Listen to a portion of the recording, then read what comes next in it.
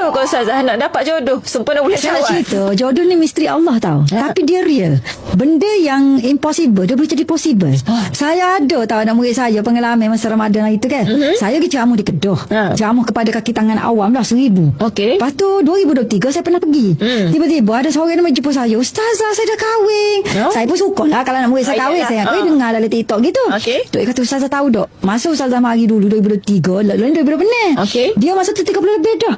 Orang ni kadang-kadang 30 lebih macam mustahil lah nak jumpa jodoh dia. Boy kata dah lepas umur lah, kalau 20 lebih lain. Saya dah kahwin. Mana awak kahwin? Saya ingat tak tahun 2023 dulu, saya pernah suruh Ustazah doa saya. Lepas tu saya doa lah. Masa tu saya doa lah dia. Doa biasa je. Bukannya kata doa macam tu oli pun. Okey. Biasa je. Dia kata nak tahu tak dalam program tu lah. Tak tahulah Allah detikkan suami dia untuk Ita dia dalam program Ustazah. Lepas habis program saya, dia pergi Tenggana tak tahu. Lepas tu lah sebulan 2 kahwin 2 tu. Jadi dia kata Ustazah, dia kata memang miracle lah dia kata. Saya kata tak ada miracle. Dia sesuatu berkat bulan Ramadan ni banyak.